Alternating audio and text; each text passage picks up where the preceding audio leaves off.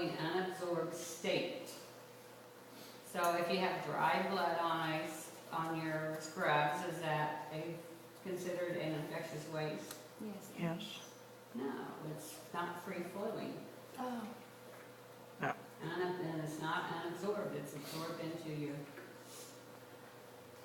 Contaminated sharps, isolation waste, laboratory waste, and unfixed pathological tissues.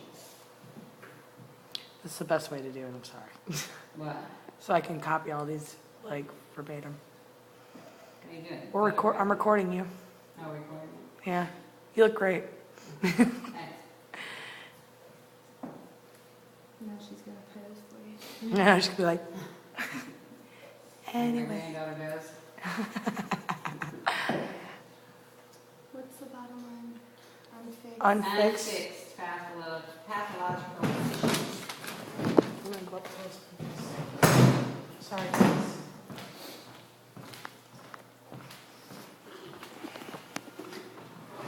You Mike? can sit right in Joseph. Am I sitting right your way, Joe? Hi. Woo! Joe, I'm gonna sit right here, okay? Tripping, falling. Everybody got it? No. My hands are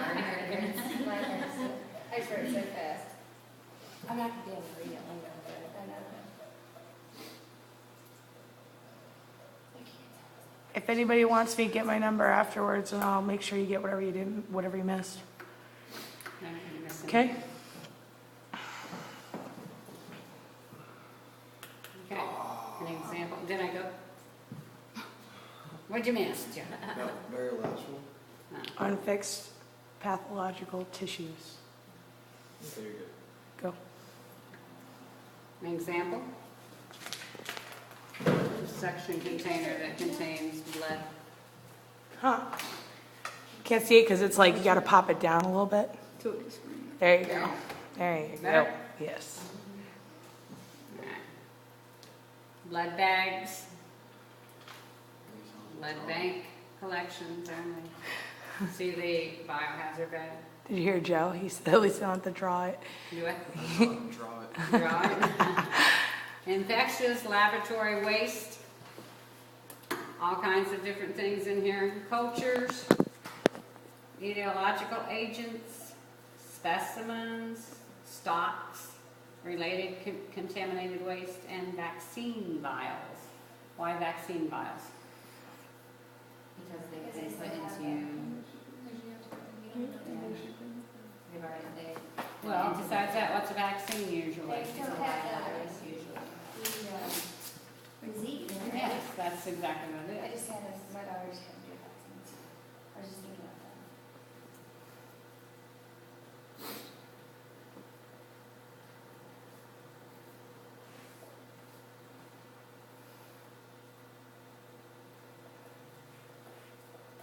Everybody got it? So these are examples of.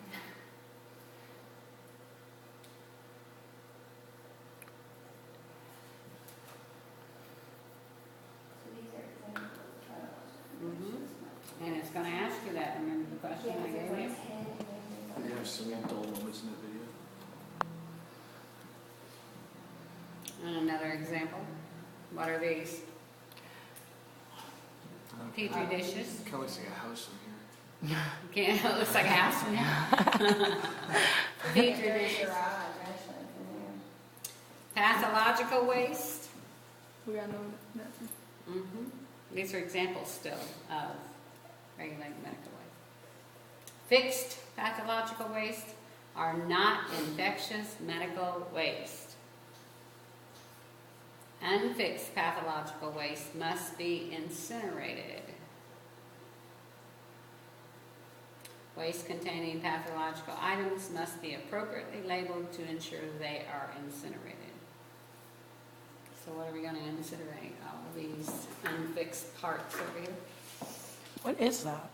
Tissue samples, Oh, gross. biopsy samples when they're after they're checked. How come some are like more decayed looking than others? No, because some of them, like this, is probably Right. a mold that was That's- removed. Mole, mole, mole.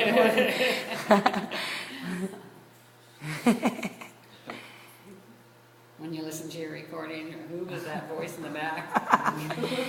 The only guy in class. Joe. She's got blackmail on you now. You can't blackmail Say something now, like, crazy. every day. Everybody got it? No? Man, I'm gonna need a break from my hand. Yeah, that's It's probably painful, huh? mine, I'm sorry if I didn't turn it off. Good thing we're quizzing right now, huh? Sucker. Yeah. I tried Disposal of isolation waste. You know what isolation is, correct? Patient has a communicable disease or something that they need to be placed in isolation with gowns and gloves and masks and etc. Waste that do not meet the definition of infectious medical waste should be separated and disposed of in the general waste stream, which include disposable gowns, face masks, and shoe covers. No need to put those in the infectious medical waste. All waste from an isolation room should be treated with caution, and the appropriate personal protection equipment must be worn during handling and disposal. Yeah, that's not. No. There's a case of meningitis, I guess, on the news last night in Murfreesboro. Oh, really? I had viral meningitis. And that's one of the things you'd be in the isolation. I was in ICU for 3 days. They didn't think I was going to make it out. Who was this? That was, God, 3 years ago. Okay. You're okay. Oh, God, Joe, I'm sorry. Everybody ready? I didn't know, is viral meningitis contagious? I don't think it All is. meningitis. Is it? Oh, my mom was ballsy, man. She just stood What right do by you my have side. when you have meningitis? Is it like an High inflammation temp. in High High time you have a temperature most super, of the time. Yeah, but you gotta make your mom, you know how it is. The worst headaches. You know what I mean? oh God, the worst headaches you will ever experience in your life. And they gave me Isn't it potassium. worse than an epidural headache? I Yes. had one of those. Yes. Oh my gosh. Yes. Oh, it's awful, awful. No, it's, you can't, this light would be too much light for me. I was throwing up Are you on ready? it. Yes. It was bad. Okay. What about OSHA?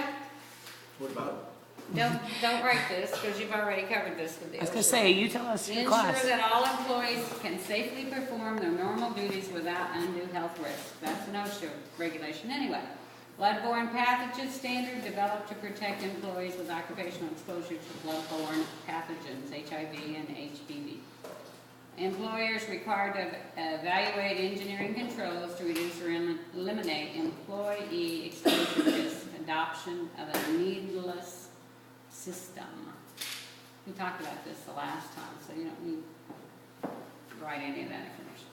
Okay, bloodborne pathogen standard, we covered that, remember, before we took the last test. Employers must ensure that universal precautions are observed. This is something else you don't really need to write.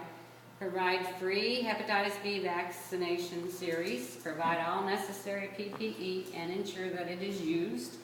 Provide BBT training at hire and annually thereafter. Maintain records of all training. Maintain an exposure control plan, update annually, and record exposure incidents and follow-up activities. But all of that, remember we covered that under chapter 15? Okay. Bloodborne pathogen standard defines infectious medical waste, this you'll need to know, as liquid or semi-liquid blood or other potentially infectious materials. OPIM, meaning other potentially infectious materials. You see that in your book? You remember seeing that in your book? Contaminated items that would release blood or OPIM in a liquid or semi-liquid state if compressed. Now this is contradictory to what I said earlier.